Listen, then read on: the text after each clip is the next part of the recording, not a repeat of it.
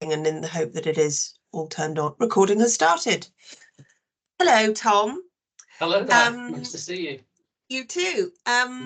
So to those watching, Tom and I have been sort of professional pals for a couple of years. First met when Tom was working in a city organisation and then decided to make the move to running his own leadership development coaching business. And we've sort of stayed in touch and have worked together on a few things. And today we came up with the subject idea to talk about the power of trust. And when I was thinking about having that chat, I don't think enough is really said about the importance and power of trust. And obviously when trust breaks down in a team or in a relationship, work or otherwise, it can be very damaging. So we just thought we'd have a conversation about trust and look very dark on screen. Maybe I am, but anyway, we'll go with it. So why do you think trust is important or such an important thing for teams and businesses to think about, Tom? Well, so I think it's the bedrock of any team or organisation or brand. In actual fact, I mean, I'm sure, you know, Trapeze, your business is based on trust and based on, you know, your clients having trust in you and therefore trusting you to go out and recruit great people for their businesses. I coach a lot of individuals. I also coach quite a lot of teams, and trust always comes up as one of the main issues that makes a team, makes an individual successful in an organisation, or causes problems. So if you think about, I know I often share Lencioni's model of which is called the 5 dysfunctions of a team, and he suggests that when you don't have trust, it means that you can't have effective challenge, you can't get commitment for what you want to do, you can't get accountability for that commitment from team members, and therefore you don't get the results. And so if you don't trust each other, you can have lots of misunderstandings, you misread people's intentions, you can think that people are out to get you, you might lack psychological safety in the team. We can talk about that as well. But, you know, if you can't say what's on your mind, if you can't be direct, if you can't give and receive feedback effectively, then it's very difficult for you to get better and perform well. And is it one of the, when you get sort of called upon to go in and help, not fix a team, but sort of work with a team or work with leaders in a senior leader group, is it a common denominator? Yeah. So I mean, definitely with teams that aren't working so well, you know, like great teams are the teams that not only talk about what they're doing, they talk about how they do it as well, and they talk about the relationships that they have between each other, and they have that honesty and they have that safety to be able to do that effectively.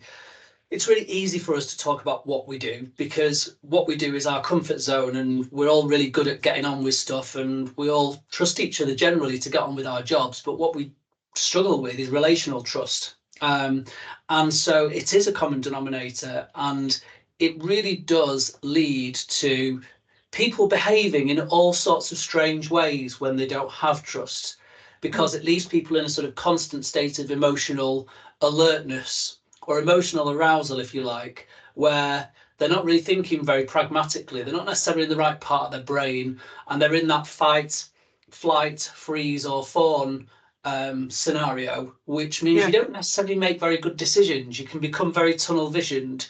You can become very sort of focused on what's right or what's wrong, rather than very values focused and judgment focused, rather than actually thinking, well, pragmatically, what is going on here?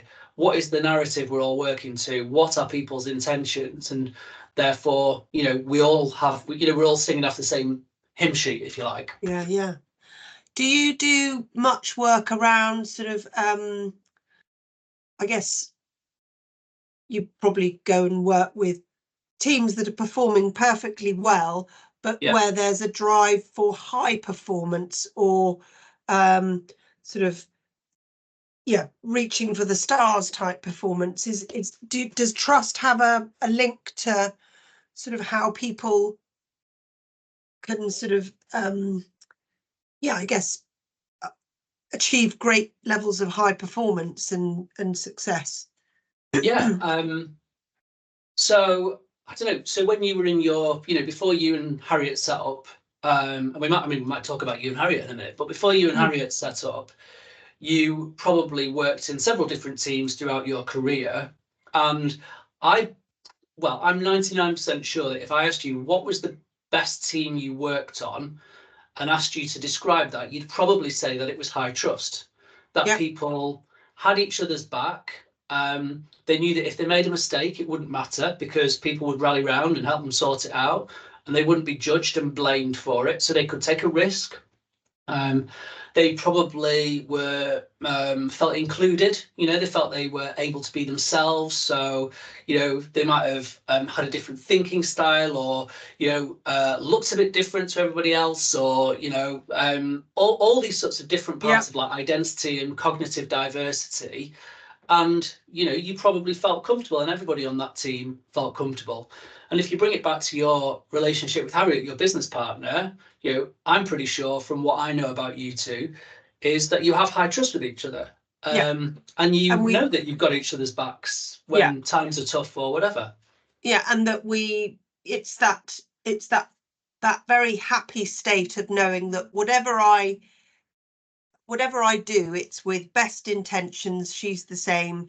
We're not always in the same conversations, the same meetings, but everything we're doing is from the same place of sort of our values, our standards, our way of operating, and that, she'll back up my decision that I have to take within parameters we've agreed, and that confidence to make sometimes sort of difficult decisions, bold decisions, and decisions we hadn't planned we'd have to make. And markets like current markets have led some difficult sort of, or some changes to the way we work, the changes to the way we think about how we might work with our next sort of client partners. So 100%, it's incredibly important. But again, back to what I said at the beginning, I just don't think the power and importance of trust is given as much airtime as it should be. And it probably doesn't come up in conversation openly like this conversation, talking about it. It's just sort of an unwritten rule. You mentioned something there about diversity. Around diversity of thinking, or the fact that just because we don't all sort of, I guess my point is around inclusion and diversity, and the trust that people to be able to thrive in work situations and be their absolute selves, and the joy of being able to be your complete self at work and at home and wherever else is a state of a very happy sort of state. The work might be tough, but at least if you know you're just able to be you. What are your thinking around sort of inclusion and trust? Do you have any sort of pointers or insights into work you've done in inclusion and diversity? So if you think about this idea of being able to be yourself because you trust those around you, that they value you for your strengths and everything that you bring. If you really have that trust, then it means that you don't have to cover. I don't know if you ever heard the term cover, but covering is where someone might someone might hide their sexuality, for example. So almost like masking. Masking. Or you might as a woman, you might think, oh, I need to wear high heels, or there's lots of examples of, say, like black women straightening, relaxing their hair, for example, which these are all forms of covering. To go to a norm, to abide by a norm, if you like. And like if you've got true trust, then you really don't have to do that sort of thing, because you're going to be trusted for what you actually bring and who you actually are. And covering's tiring. It's not something that that is enjoyable. And if you're spending all your energy covering, trying to be something else that you're not, then you're not really got the energy to put into your work and into your work relationships. Yeah. So do you have some sort of not pointers, some sort of tips on how leaders or HR people can aim to build trust amongst teams? Mm-hmm. Yeah, so building trust takes effort. It takes conscious effort, and it takes intention. So often trust is built during quite difficult times. So if you've ever worked on like a really high pressure project, for example. So I know that when I worked at HSBC, every so often we used to do a big project, and it'd be like, you weren't pulling all nighters as such, but you'd be there late, and there'd be a lot to do and things like that. And they were the times when you really sort of built that sort of trust. Now, obviously, we don't want people working late all the time and getting really stressed out. But what we do need to encourage people to do is to lean into the discomfort of taking risks and building relationships. And you do that through authenticity. You do that through showing vulnerability. So I think for leaders, how leaders can really focus their teams on, like I said before, looking and reflecting on the way that they work. So how they work together, not only what they do, is really important. So just regularly having a conversation about, okay, how are we working? What's working really well? What's frustrating people about how this team works? What do we need to stop doing? What do we need to do more of? Is a really powerful conversation. I've seen a really great example of where a leader ran a session to say, like, what do we do when someone makes a mistake on this team? How do we respond? Like, what's our agreed protocol for when a mistake is made? And just having those conversations really brings out people's concerns, people's challenges, and you can work through them and collectively agree what's gonna work well. The other thing is to encourage people to be curious about what's going on for each other, and to be curious about who people are, what their values are, what their strengths are, what makes them tick, and get and try and encourage ways of helping people to lean into that, so that people get to know each other better, because then you can build common ground, and you can see your human side, which is really important. And leaders can go first. So leaders that show that vulnerability first of all, and push through and are authentic, are much more likely to have a team that follows their example. Yeah. I think that showing vulnerability is a fine line of knowing when to sort of show levels of vulnerability in work and business. But I think it's a really important point. And I think what this all probably is built upon is just honesty and an absolute candor within teams of, to an appropriate level. How is everyone feeling? How is everyone finding this? And yeah, having that sort of plan of approach when things don't go to plan is a great leadership tool.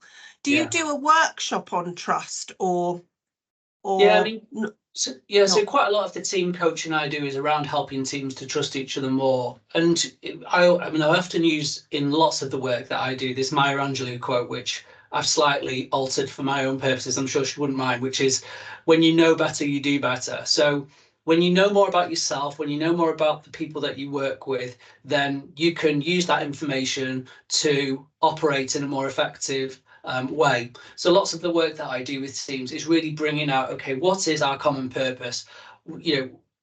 What is working well? How do we give each other feedback? How do we receive feedback? Because that's a really difficult thing to do as well, unless you've got trust. But it's like it's a bit like the chicken and the egg. You have to do a bit of the feedback to build the trust to be able to do it more effectively. So it's like it can gather momentum over time. That's the great thing about trust building. But you always have to remember that teams are in a constant state of evolution. So we've probably all seen the Tuckman forming, storming, norming, performing curve. Yeah. Yeah. And, you know, so we sort of think of it as very, very linear, and it is. You know, you get together, everyone's really polite, and then you get the storming where everyone sort of bangs up against each other a bit, and everyone works out their boundaries, and you know, you get a bit of feedback, and you give a bit of feedback, and that builds the trust, and then that norms, and then you start performing.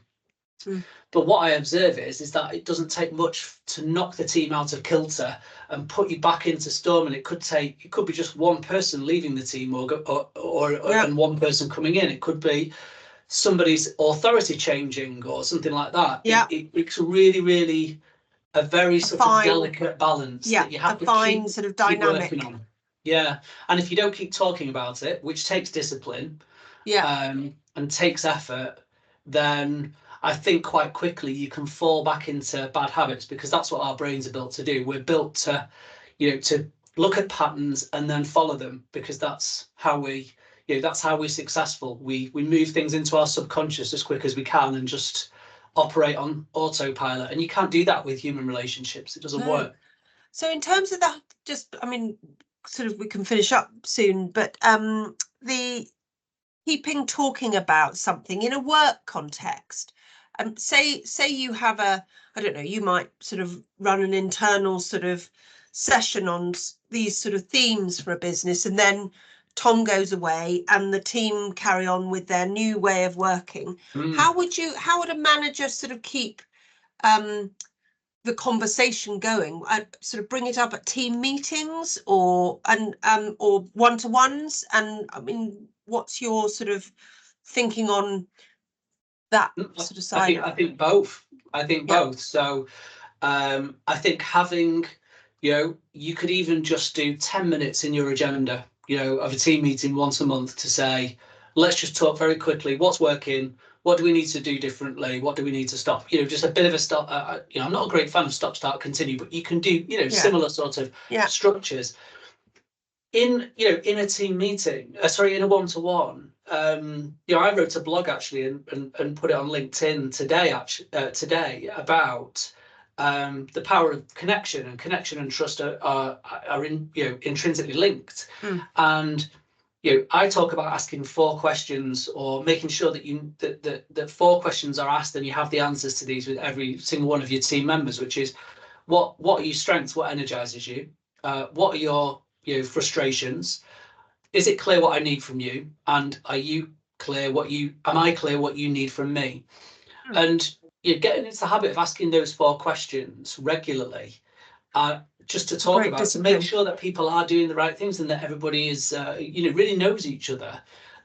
Will really build trust. So just thinking about just how you can put in mechanisms to naturally talk about how you do things as well as what you do. Because when we go to a one-to-one, we get straight into the, have you done this? Have you done this? Have you done this? What's your priority?